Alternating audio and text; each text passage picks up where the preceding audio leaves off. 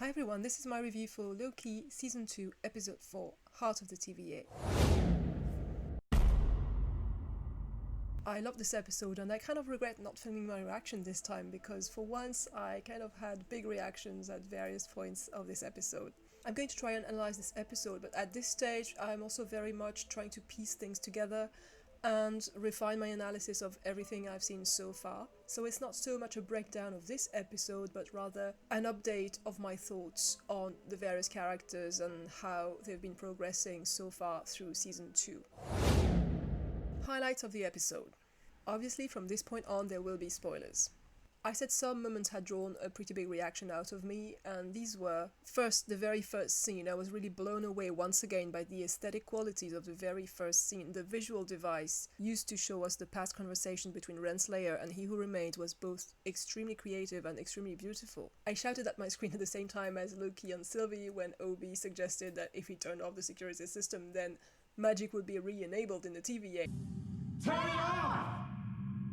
And I laughed out loud when Victor Timely exploded into time spaghetti. I know this probably makes me a terrible person, but first I had just said, just before he stepped out, well, if he dies, no one will really be sorry, so that made me laugh. And also, I did not expect it to happen just the second he stepped out. Now, I was honest about not liking the character, but even I have to admit that he got a rough deal. He was only trying to help, and in the end, he was very much a victim of He Who Remains and his manipulations. And I have to say this time I did not really mind Victor Timely as much. I can't say I like the character still, I still find him a bit annoying, but I find him less annoying when he's in his proper place, and when he's not given an inflated amount of screen time like in episode 3.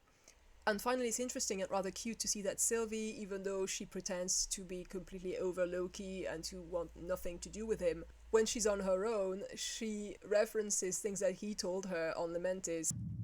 Pretty tech savvy. Of course I do. Not the only tech savvy Loki. Don't ever call me that. Tech savvy? No, a Loki. Then don't give me your tech-savvy ideas either.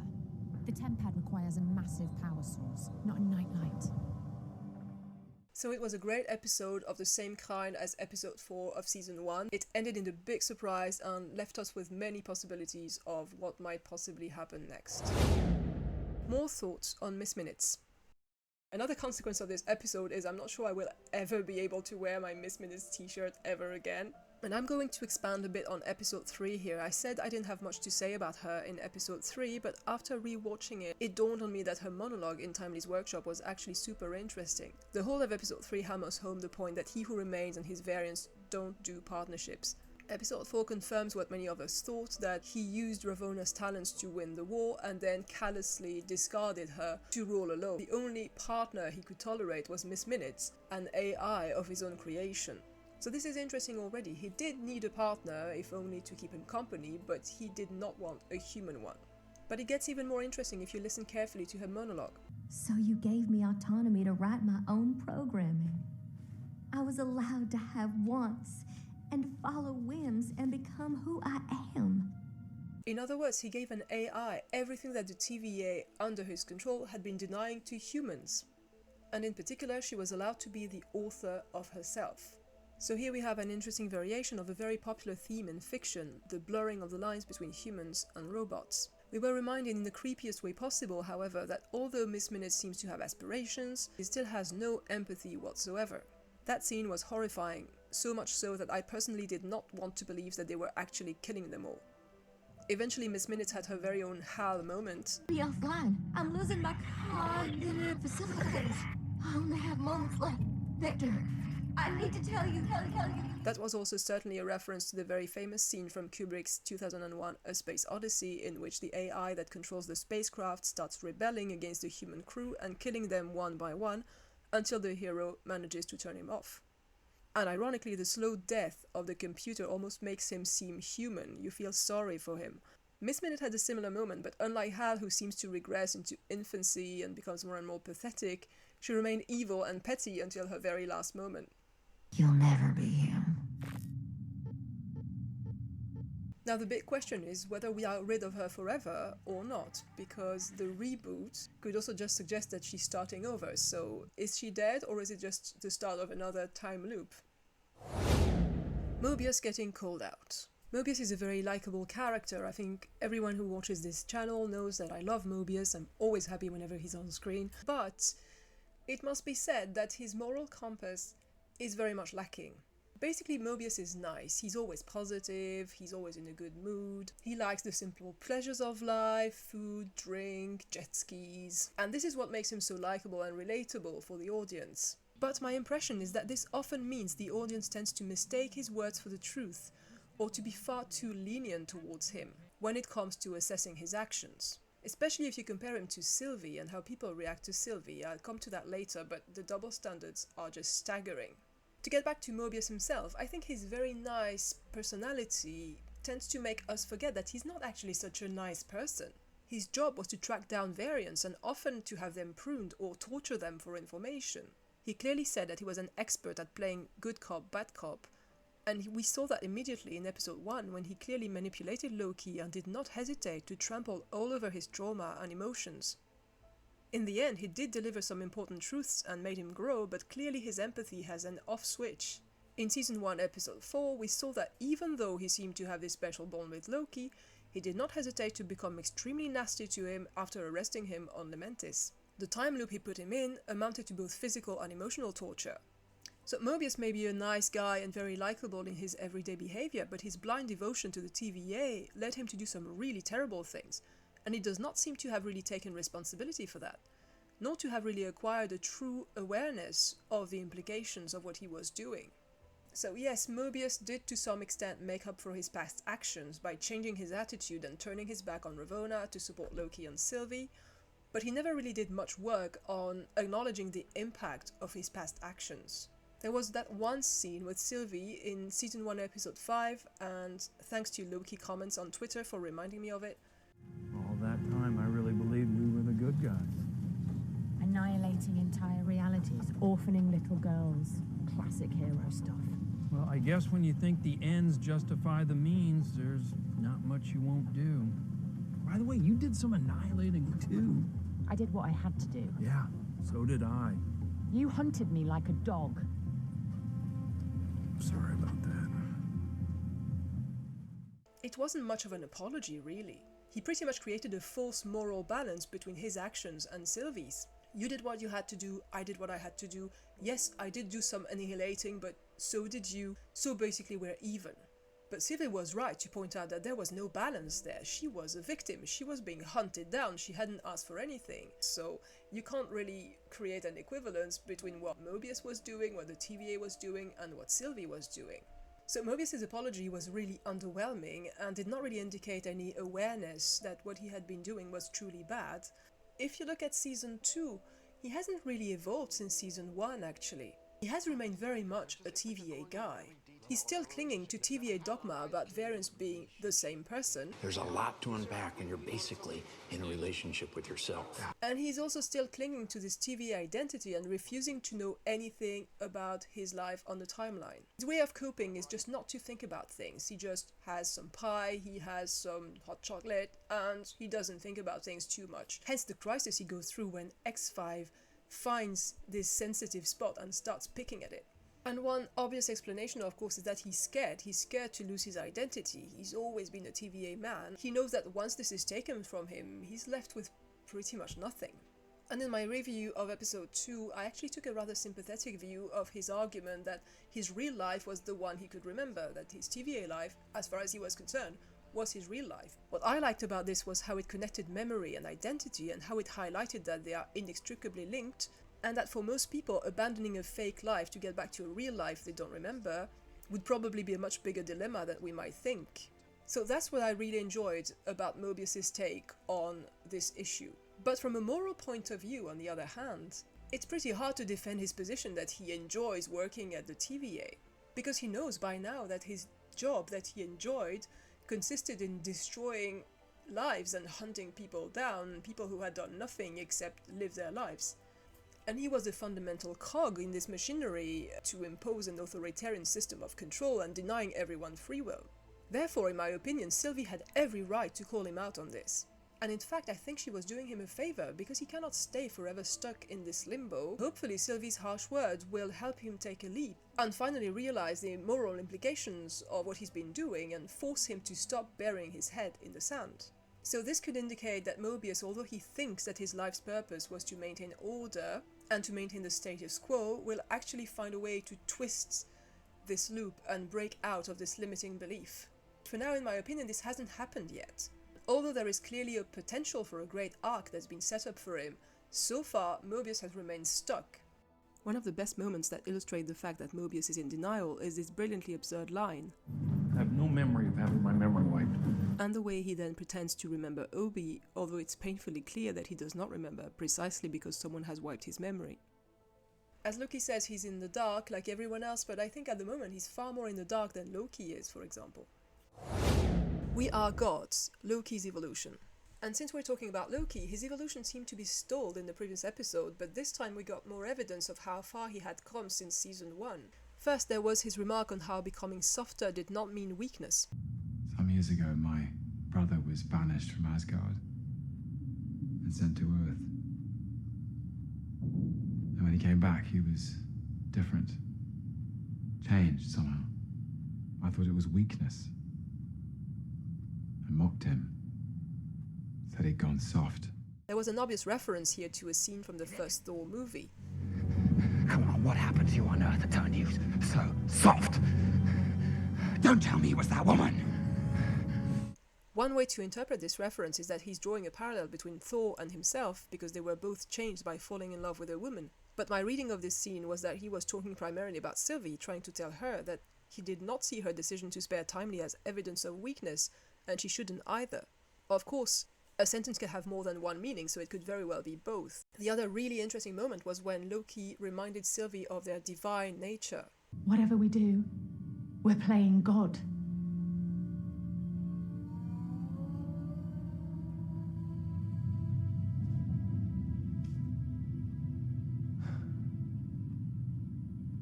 We are gods. It is not the first time that we have seen Loki assert that he was a god, but previously when he did that it always came with a sort of entitlement and often with a sense of pomposity, sometimes bordering on the ridiculous. Most memorably in the climax of the Avengers. I am a god, you dull creature, and I will not be bullied by that.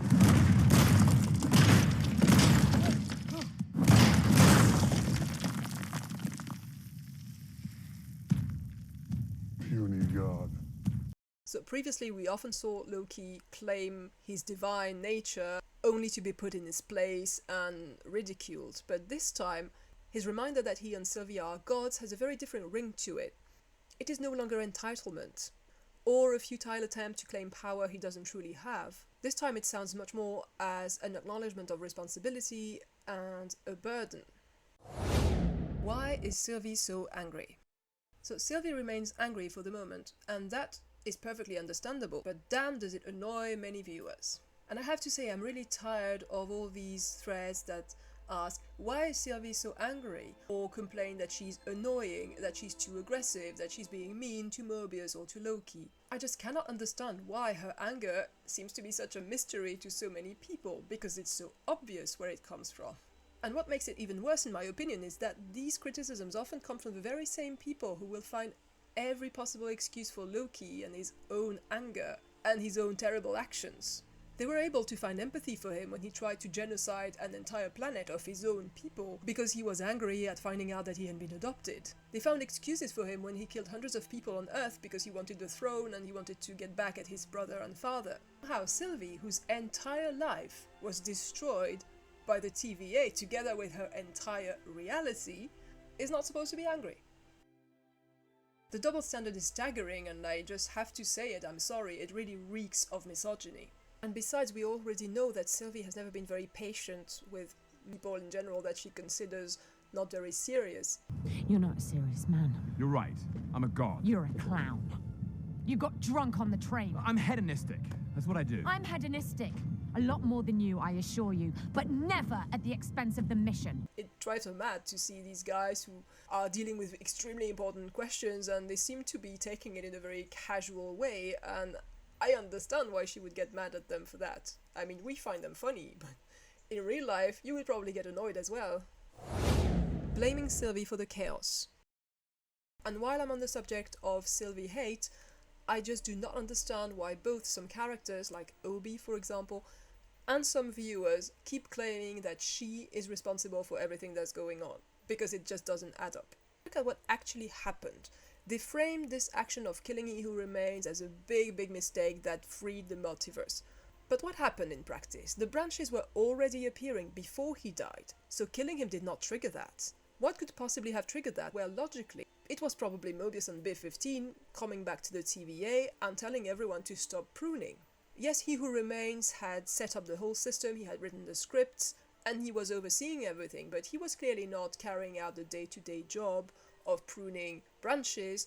The operation of the TVA was not being carried out by him, it was just basically happening autonomously. And we saw that the Time Monitor was still working once he was dead, because that's how we see all these branches getting past red lines, so they didn't need him to tell them when something was going past red line. Besides, TVA workers did not even know of He Who Remains' existence, and they did not know of his death. From what we saw, they did not really have many interactions with the Timekeepers either. This was only for the top brass, like Renslayer. So killing him can't have had such an immediate effect. It was the decision of B-15 and Mobius to stop pruning that had this effect. That's the only possible explanation in my opinion. Their disagreement with Sylvie is not over whether the timelines should be pruned or not, it is over whether the TVA should continue to exist or should just disappear. She believes the TVA cannot be repaired and is inherently evil, and she does not think anyone should wield the type of power that He Who Remains had. While Loki, Mobius and B-15 still believe the TVA can be a useful tool in the struggle against Kang, but it's not very clear what they were hoping to do with it, as they don't want to prune branches anymore, and apparently the Loom cannot handle that. In any case, the reason why the Loom went into overdrive was that our heroes collectively had made that decision to stop pruning. I mean, the only way you can blame her is not because she killed He Who Remains, but because she revealed the truth to B-15 and to Loki, and then Loki revealed it to Mobius, and that set everything in motion. But was she wrong to do that? To be clear, my point here is not to say that killing He Who Remains was the right choice. I still believe that He Who Remains was manipulating Sylvie into killing him. But my point is that at this point, none of the characters really have enough elements to know what the right choice was. Sylvie's theory hasn't really been tested. After all, we don't know what would happen without the Loom. And if they all unwillingly played a part in carrying out He Who Remains' secret plan, it wasn't only Sylvie who was responsible, it was a collective failure, and they will have to fix it collectively. And since none of them really knows how all of this operates, and He Who Remains, who is the only one who knows, is not reliable, then we could say that it's everyone's fault, but also nobody's fault. Being the author of yourself. I've mentioned this idea of being the author of yourself in relation to Miss Minutes, and I do think that this idea will be at the heart of Season 2, and it was already at the heart of Season 1. And here for once I'm getting slightly into theory territory, so be warned that if I turn out to be right, there might be some slightly spoilery elements in here. So I'll give you a few seconds to skip this if you want to.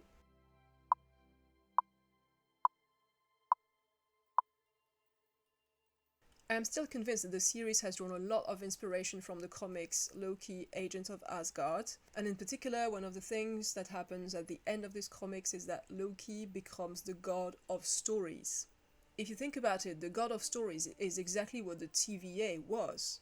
He Who Remains literally wrote scripts and treated people like actors who were given a role to play, and if they ever strayed from that path, from that script, they would be erased from existence. He behaved very much like a totalitarian author or like a totalitarian god of stories. Several videos that do very detailed breakdowns have actually noted that at one point in the very first episode, the inscription Time Variance Authority on the ground is hidden partly to say Time Author, which again ties in with the same idea. But maybe it is meant to announce that Loki will become the Time Author and the god of stories, just like in the comics. Only we could expect a much different kind of god compared to He Who Remains, because Loki is supposed to embody chaos, not order. So what next? It seems pretty likely that everyone has turned into spaghetti, except for Ravonna, who is most probably in the Void, together with D90, I guess, as they were the only ones who got pruned. It will be nice to see her have a real taste of her own medicine this time, because her little trip to the Citadel at the end of time wasn't that bad after all. She was able to leave almost immediately, so that will be interesting. For the rest of the cast, I guess it doesn't really matter who died and in which order, because we can assume everyone is now turned into spaghetti. They're all going to be rebooted in some way, I guess, but one big question is what will be the consequence of the loom exploding? And the thing is, because they want to keep the surprise, I think they haven't really explained a lot of these things, and I still have a lot of questions about how all of this works. It was never made very clear how a branch was even created, what constitutes a big enough deviation that it creates a branch, and what is a deviation that can be tolerated. It wasn't really explained how we ended up with such different Loki variants. Was it different branches from the same timeline? Were there always several parallel threads of time running at the same time, and the TVA allowed them to coexist as long as they did not deviate too much from the script? Or are these variants the result of multiple time loops with the same broad storyline playing out again and again but with variations? Is that how we ended up with an alligator Loki, for example? What do they mean exactly by raw time, and what does the loom really do?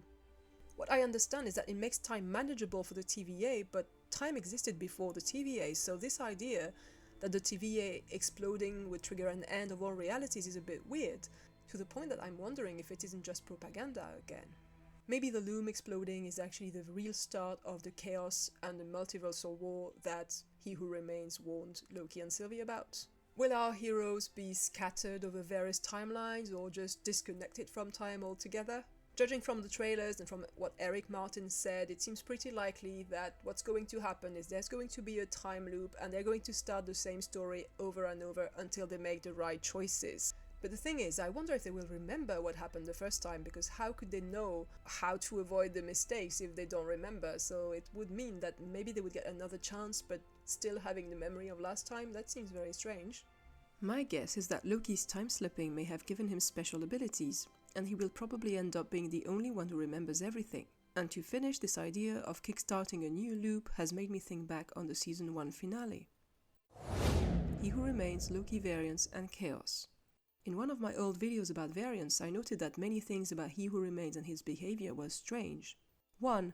Although he claimed otherwise, he did everything he could to make Sylvie kill him. 2.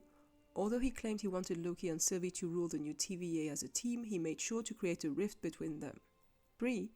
It seemed very strange for a man who is obsessed with order to pick 2 gods of chaos to rule in his place. And 4. I did not understand why he would keep a threshold beyond which he did not know what was going to happen, or so he claimed, when he could just have written the whole time loop. And now I have more ideas that might explain his strange behavior. My theory is that just like Ragnarok in Norse mythology, the time loop created by He Who Remains needs a cataclysmic event to reboot. The world has to be destroyed in order to be reborn and start again. And this would explain why he chooses Loki's for this. Traditionally, it is Loki's role to bring chaos and eventually Ragnarok, and so I'm still pretty sure that He Who Remains wanted Sylvie to kill him, and I think he also wanted the loom to explode. Otherwise, he could just have improved it and made it bigger. Since he was supposedly such a genius, he could also have made sure Obi could have access to the doors. But instead, I think he uses the chaos of the 2 Loki variants in order to create the apocalypse he needs for his time loop to restart. Of course, the problem with this plan is that chaos is by nature unpredictable, and it cannot be domesticated in such a way. But at some point we can hope that, if Loki and Sylvie combine their chaos instead of splitting, they will find a way to break this loop. And I wonder whether Mobius, who represents another loop but with a twist, could be the 3rd member of a trio, just like the fake timekeepers were a trio, who would balance out the chaos of the 2 Lokis. He might help them break the loop, but ultimately they also need to build, and he's a representative of order, although not a totalitarian order like He Who Remains. And here I want to reference Kat's tweet identifying how from the trailer we can see that with each time loop the group seems to be tighter. So it seems quite clear that the main lesson the protagonists have to draw is that they must work together to succeed. And this time around they haven't. Sylvie has been running away from her feelings for Loki. Loki has been too scared of rejection to open his heart to her, and Mobius has been stuck in denial. And I think the only way out for them is to find a way to grow past these obstacles, and then they might be able to break the loop and rebuild something together. And that's all I would say regarding theories. I'll see you next week for episode 5. Have a nice week. Bye bye.